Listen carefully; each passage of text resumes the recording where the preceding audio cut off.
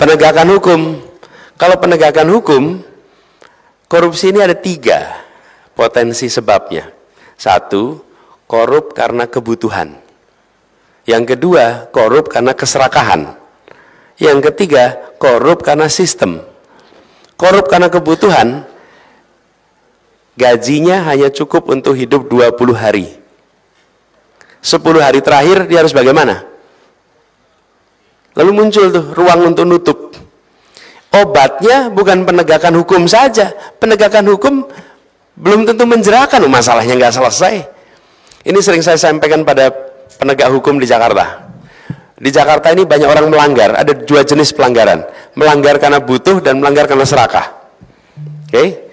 Kalau gedung tinggi ngambil air tanah dari kedalaman 200 meter tanpa izin, itu namanya melanggar karena serakah. Oke? Tapi kalau pedagang kaki 5, itu kalau melanggar biasanya karena kebutuhan. Selama kita tidak menyelesaikan kebutuhannya, dia akan terus-menerus melanggar. Karena itu negara menyelesaikan kebutuhannya, sehingga pelanggaran selesai, bukan diberikan hukuman yang berat. Hukuman berat tidak menyelesaikan, karena kebutuhannya tidak terpenuhi. Tapi kalau yang melanggar karena keserakahan, nah baru ini pakai hukuman yang menjerahkan. Ada rasa takut di situ. Dan koruptor paling takut adalah miskin atau miskin. Ada yang mengusulkan hukuman mati. Saya sampaikan, selama sistem penegakan hukum kita belum sempurna, jangan letakkan hukuman mati di sini. Karena ketika kita melakukan kekeliruan, kita tidak bisa mengkoreksinya. Jika sistem kita sudah sempurna untuk proses pengadilan dan lain-lain, nah itu soalnya lain. Tapi sebelum sempurna, maka perlu ada ruang. Bayangkan selesai 2-3 tahun kemudian muncul bukti baru, ternyata dia bukan koruptornya. Mau dikembalikan pakai apa coba? Nggak bisa. Nggak bisa. Itu sebabnya kenapa saya sampaikan dimiskinkan. Karena kita ada ruang. Jika sampai, kita ini manusia khilaf, ada ruang untuk itu. Nah ini yang kemudian dilakukan. Kami melihat penting sekali untuk segera mensahkan undang-undang perampasan aset oleh negara. Sehingga koruptor yang kemudian KPK ini tidak boleh sekedar taat hukum. KPK ini harus taat pada kode etik. Dia harus lebih tinggi dari hukum. Dia harus taat pada kepatutan. Karena itu tadi kemarin saya sampaikan bahwa bila Allah takdirkan untuk kami bertugas, maka kami akan sampaikan semua pimpinan KPK yang terpilih harus tanda tangan pernyataan akan mengundurkan diri jika melanggar kode etik KPK. Selesai. Jadi bukan mengundurkan diri kalau jadi tersangka, bukan. Itu aja masih belum. Tapi bila melanggar kode etik, dan kode etik KPK, Bapak Ibu sekalian, saya kebetulan pernah bertugas menjadi ketua komite etik KPK tahun 2012. Ketika saya jadi ketua komite KPK, saya melihat dari dekat betapa standar kode etiknya itu sangat tinggi. Dan pada waktu itu saya belum pernah, ini saya cerita sedikit, saya belum pernah datang berada di sebuah kantor yang ketika waktu duha musolanya penuh dengan orang-orang sholat duha, kecuali di KPK. Betul-betul, saya datang kantor banyak, tapi hanya di KPK. Ini peristiwa 2012. Ketika waktu duha itu semua hadir di situ. Begitu waktu sholat masuk, semua berbondong-bondong ada di musola. Dan waktu saya ngobrol dengan mereka, itu mereka selalu ingin cerita. Kan di musola kita duduk gitu, Pak, kami yang di sini ini betul-betul hanya mengandalkan pada pertolongan Allah, tidak ada yang lain. Karena yang dihadapi luar biasa. Bapak Ibu sekalian, luar biasa. Kita di sini tahu beres, Bapak Ibu. Karena mereka tak bercerita.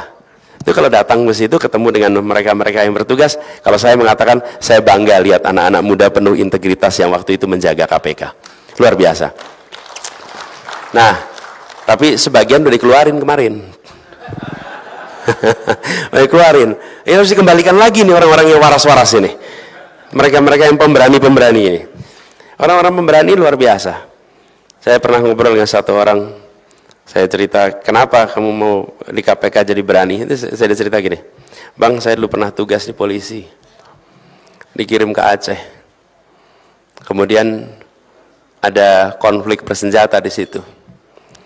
Lalu peluru-pelurunya itu kenanya rambut saya, Bang. Bapak sekalian coba bayangin, peluru itu kenanya rambut. Gitu. Jadi saya ini sedang dikasih bonus umur sama Allah. Kalau enggak saya udah selesai berapa tahun yang lalu. Jadi bonus umur saya ini cuma mau saya pakai untuk membersihkan korupsi di Indonesia. Tidak lebih dari itu. Izin Pak Anies. Jadi Bapak sekalian, 5 menit lagi. Ya. Jadi Bapak sekalian, yang kita saksikan apa? Sebuah badan membersihkan korupsi harus berisi orang berintegritas. Dan orang berintegritas itulah yang harus kita jaga agar tak berada di situ dengan kode etik yang dijaga tinggi. Jadi Bapak sekalian kami hormati, izinkan saya merangkum atas apa yang saya sampaikan, bahwa Indonesia harus menuju satu kemakmuran, karena dengan satu kemakmuran kita akan bisa merasakan Indonesia memberikan perlakuan yang sama bagi semuanya. Itu dilakukan lewat apa? Lewat mereview semua kebijakan yang ada agar kebijakannya membesarkan yang kecil, menguatkan yang lemah, tanpa mengecilkan yang besar, tanpa melemahkan yang kuat. Garisnya itu. Lalu di dalam proses ini semua kita menyaksikan perlunya menjaga tatanan negara ini untuk selalu berada di dalam tatanan yang menjunjung tinggi adab di dalam bernegara, etika yang dijaga, prinsip negara hukum bukan negara kekuasaan. Ini. Lalu salah satu masalah terbesar Republik ini adalah praktek korupsi. Dan praktek korupsi ini diselesaikannya melalui satu, yang karena kebutuhan dibereskan kebutuhannya, yang karena keserakahan diberikan ancaman hukuman yang menjerakan, dan institusi yang mengelola penegakan hukum untuk korupsi yang serakah adalah KPK. KPK-nya ditinggikan standar kode etiknya. PR kita banyak. Saya hendak sampaikan pada semua, tidak mungkin kita bisa menyelesaikan seluruh masalah yang ada di Republik ini. Tapi insya Allah satu hal yang pasti, kita ingin perubahan itu bisa kita kerjakan dalam tempo yang sesegera mungkin.